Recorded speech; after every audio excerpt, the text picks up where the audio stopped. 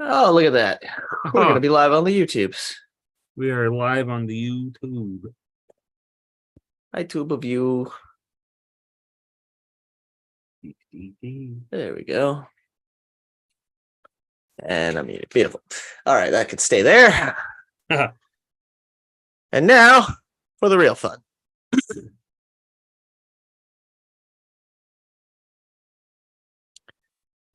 What's going on, everybody? Welcome to another edition of What's on Second, a true baseball podcast.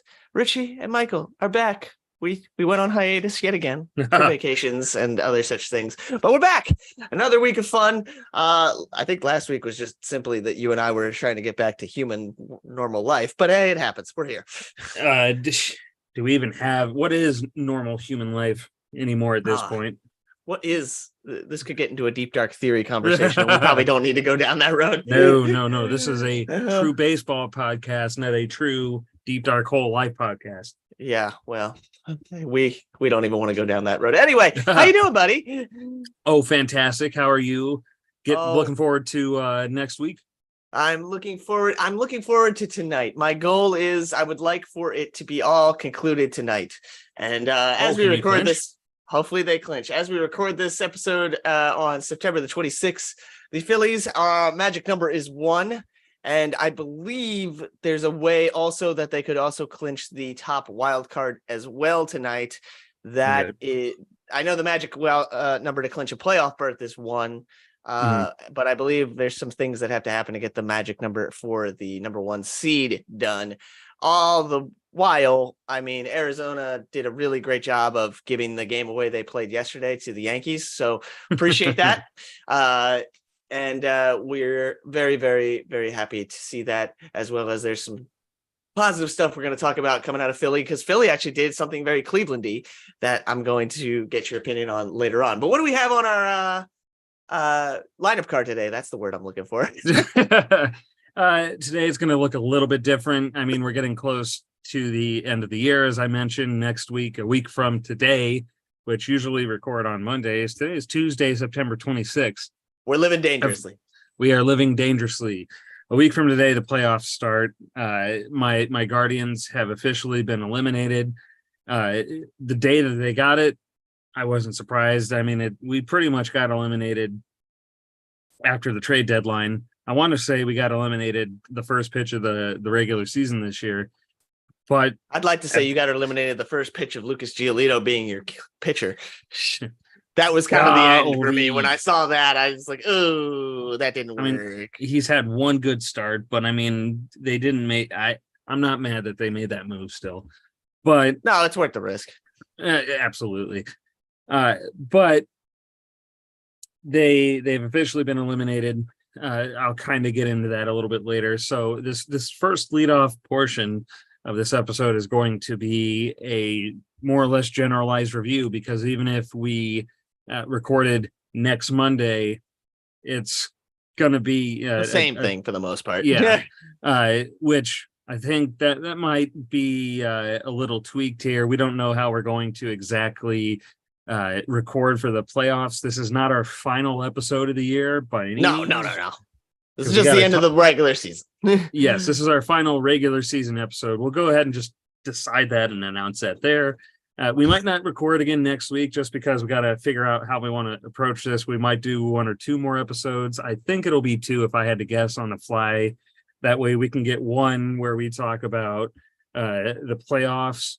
But we can also get another one in where, even though this is pretty much a review of 2023, the last episode will be a definite review, and probably, in all honesty, a preview of season 2 of What's on Second. So the leadoff topic of this episode is a generalized review, just anything that comes to mind for us. It's going to be baseball as a whole, a lot of probably just how Cleveland did, and then how Philly did, and potentially will do, hopefully, fingers crossed.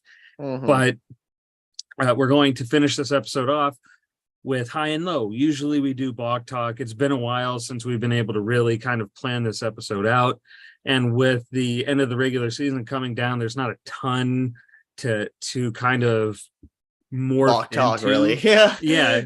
I mean, I'm sure we could have figured out a way to make it a statement to balk or walk on, but that a lot of that's going to get covered in the generalized reviews. So it's going to be kind of a quick episode, I think. You just signed the kiss of death on that. I now. just You did. know That's that. why I said it. It's going to be another hour that we're talking here now. But other than that, Richie, 2023, we got a week left, not even of the regular season, but it's the end is here. The end is thought? here. What have I thought? I've thought a lot of things. I've thought that some teams have come out of nowhere. I mean, let's be honest, you and I did not have. I had inklings of Baltimore being good. We didn't think they would be that good. Yeah. We had inklings that one of the West divisions would be really, really fun and competitive. We all thought it was the NL West. It turned out to be the AL West. Right now, Texas still leading that division, and it's in utter chaos right now. Everything else, the wild cards have been fun. The NL is pretty much exactly what we predicted. Minus, I think we both said St. Louis was going to win it in the beginning. We obviously switched that to Milwaukee in our second briefing. But seeing the Dodgers become the Dodgers, the Braves are still the Braves. But really a couple surprise teams. I mean, Arizona reaching their potential, still has to get their wild card locked up. Chicago coming out of nowhere. Miami's kind of come out of nowhere, and Cincinnati. I mean, teams we definitely didn't think about at all are here now and trying to be gamers, and teams we thought would be gamers that spent a lot of money, cough, cough, Mets, cough, cough, Padres, are pretty much done. I mean, the Padres are not fully eliminated yet. They are one game away from elimination. So they'd have to be utterly perfect going in here to make it through this. I don't think that's going to be the case. No. So we'll take that as it is. But I mean, you're looking at a lot of cool things. We've had a lot of cool call-ups this year. Elly De La Cruz comes on the scene and hits some stuff. I'm trying to do my generalized stuff first, as you can tell, before I get nitpicky on my team. Elly De La Cruz comes up. Josh Jung, before he gets hurt, is tearing it up. Corbin Carroll has his first full season in the MLB and is everything we all expected him to be. Grayson Rodriguez is starting to reach his potential in Baltimore. All these young kids are coming up and really infusing the game, which is really great to see.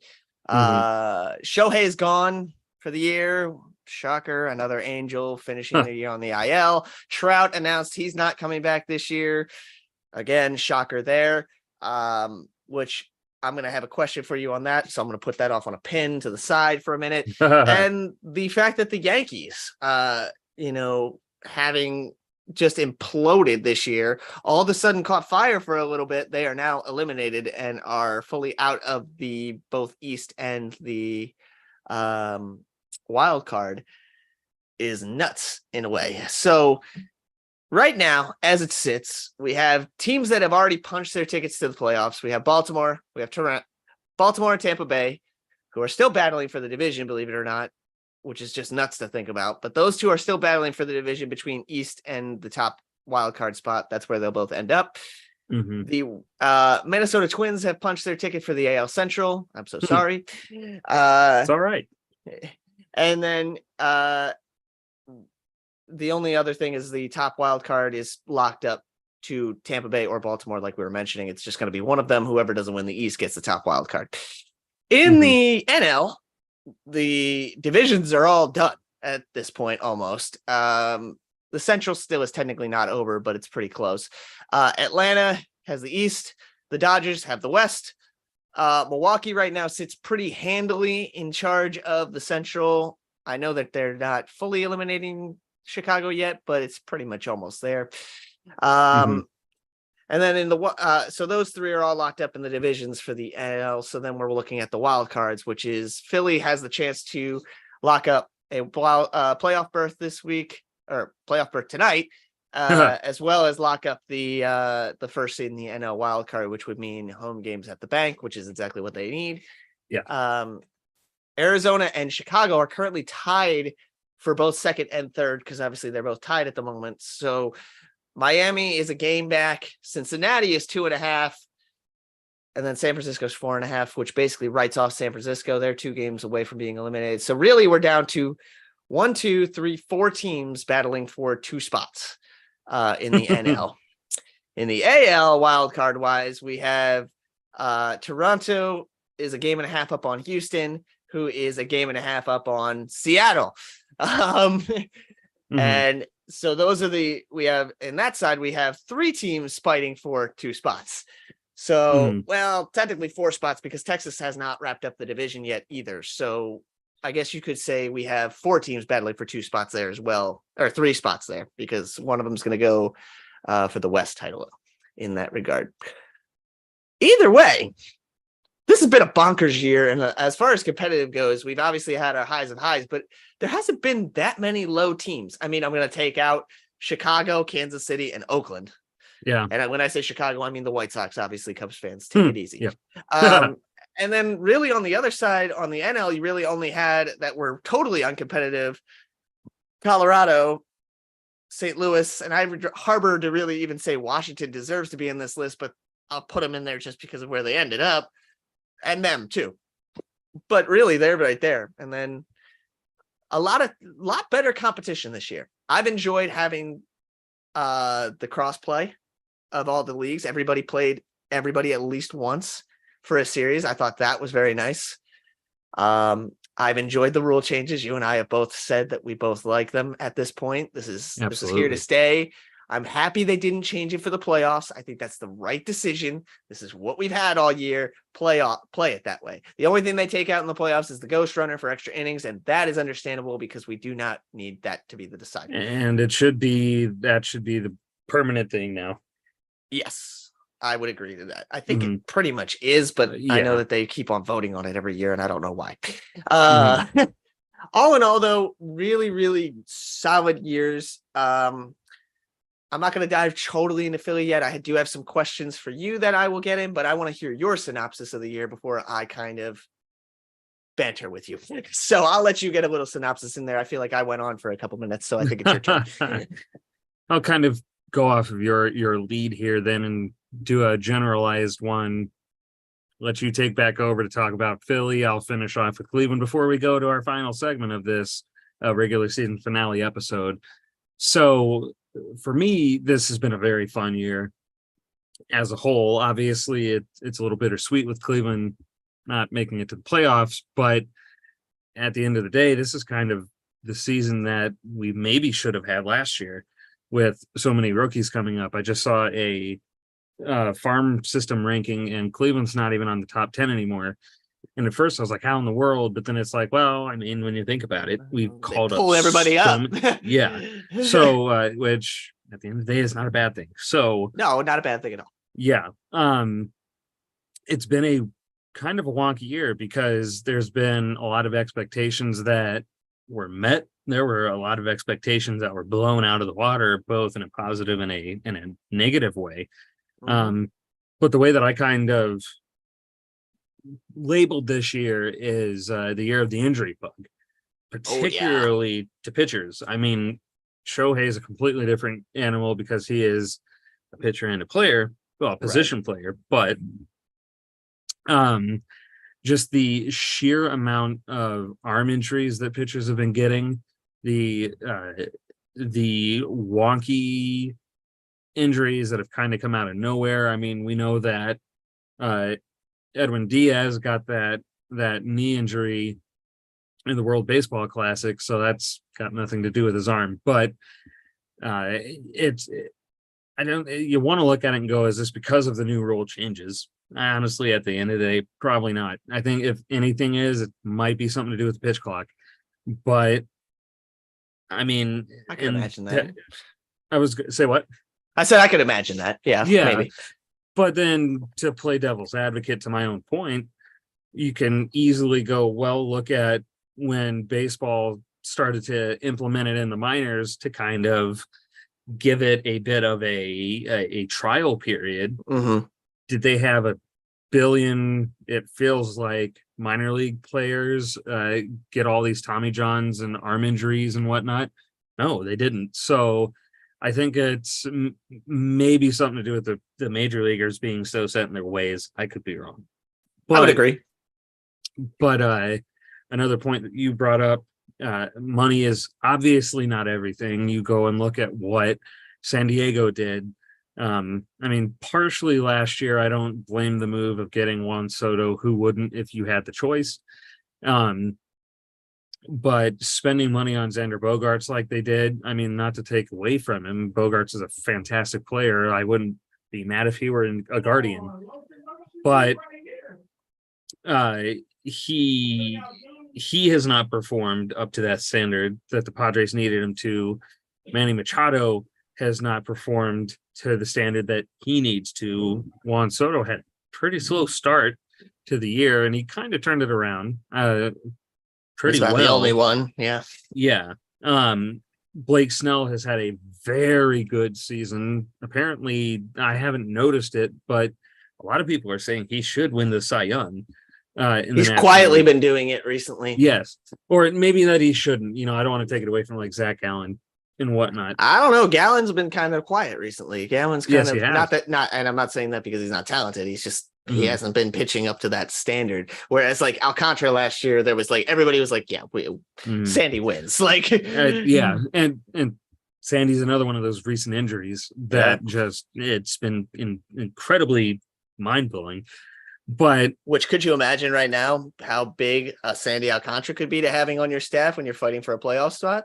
I mean, not only that, I'll tell you straight up as a Phillies fan, the Marlins are one of the last teams I want to see. I do not want to see them because they're just a nuisance. It's not that they're great at any particular one thing. They're just a nuisance, and I don't want them.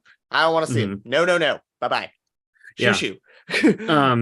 But I mean, like the Padres shot themselves in the foot when they had that big press conference out at Petco, and they were all pretty much like, oh yeah, you know, we're going to win the World Series this year and blah, blah, blah, which you want your star players to say that and to have that mojo. But just the way that they did it, whenever I saw the clip, it felt like a little bit of you might want to toe the line with, you know, what you're doing there. And there's been a lot of stuff coming out recently about that. I apologize. I ruined your flow for that. There's a lot of stuff coming out recently about the Padres now where we're starting to get some, is the locker room really on board or is there stuff? And now we're getting conflicting reports on both of those, which is not a good sign for them. Not at all. So you hop over to the East Coast. Yankees are the Yankees. They throw money at anybody who can swing a bat and potentially hit one out of that short porch that you like to talk about and have talked about multiple times this season. It's probably a tired topic on this show. I mean, maybe, but when you spend money like they do, it's kind of hard to not talk about it. And when you have the history that they do, they're the Yankees. There are so many people that do not understand baseball, that really don't understand sports, but they know who the Yankees are, and they know that they're good or they're supposed to be. And there's a good chance at this, that they finished the year under 500 for the first time in 30 years. So, and I had actually put another point down further on this little generalized list. The Yankees have a clubhouse problem. Oh, without a doubt, because you look at, like the problems and issues that Chicago's had, the White Sox, and their cultural dysfunction. The Yankees definitely have one, because you go and you look at like Aaron Hicks was atrocious with them. Now, I'm not saying he definitely went and threw it in New York, which in that situation with how vile that their fans can be, not saying that only Yankees fans are vile, every team has them. But just how they expect a lot out of their players and out of their team, because that's what Yankee culture has done. It is championship or bust, and well, congratulations, you're not even getting a chance at the championship this year now, and probably for a little bit. Interesting take. I like it. I don't think they're going to be a serious World Series contender for at least like probably 2, maybe 3 years. All right, fair. Because their thing is aging. That's true. That's very true. But look at Aaron Hicks. He was atrocious defensively, couldn't hit the ball to save his life, couldn't have hit water if he fell out of a boat. But he goes to Baltimore, not saying that he's turned into Shohei Ohtani, but he's turned it around. He's starting to look like the Aaron Hicks that Minnesota wanted, but New York actually got. Then you look at Josh Donaldson, someone who's definitely past his prime, but has not played as poorly as he did in New York since he's gone to Milwaukee. So it just leads you to wonder what's going on in that clubhouse. I don't 100% think it's Aaron Boone. One, Boone's gone. If not on the first day of the offseason for the Yankees, as soon as they can fire him and publicly announce it, he's gone. But I don't think he's going to be without a team for long. I've seen rumblings about like, oh, should the Guardians go after him? Yeah. But I mean, he's a good manager. He gets behind his players. He sticks up for them. So I think, we talk a lot about how, a change of scenery could benefit this player. I feel like a change of scenery can benefit a manager too, or just a coach in general. Huge example, look at Tito. Didn't have a great start to his managerial career when he was managing the Phillies. But then he goes to Boston. Look what he did for, I don't remember how long he was there for. But then at the end of his tenure as the Red Sox manager, he completely lost the clubhouse. No one respected him, any of that. And then he takes a year off, goes to Cleveland immediately. At the time, Indians hadn't had a playoff series since 2007. And they had a few years in a row of losing seasons. Immediately turned them around to a playoff season that year, and they were the wild card team. That was before. Actually, was 2013 a win or go home wild card? I don't remember. Yes, I think so. I think so. I think that wasn't. I don't think it wasn't win and go home until like 18, 19, 2020. 2020, yeah. It's not that old. I know that the series is not that old. But he vastly benefited from it with not even arguably with a completely different team setup and the way a team's run than what he had in Boston. Boston, he had money. They could go out and buy, not to maybe the Yankees standard or rate, but they could go out there and get 1 or 2 A+ list star-studded players, and then enough complimentary veterans that are not past their prime and just looking for a paycheck. He made Cleveland work and made them a destination again. Now, obviously, they haven't gone out and signed anyone big in the last couple of years outside of Josh Bell. That just didn't work out. It happens. But I feel like Aaron Boone might end up falling into that same kind of example of a different change of scenery will help him. Also, a lot of rumblings about another manager getting moved, and that would be Craig Counsell. Which would be...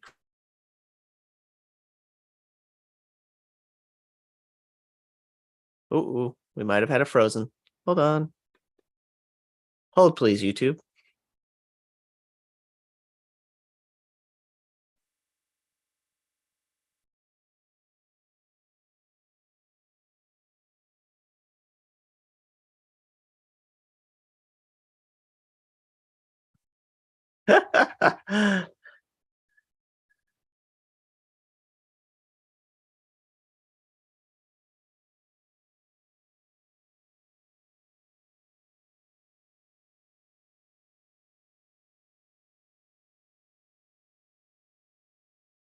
Oop, we might have a frozen Michael here.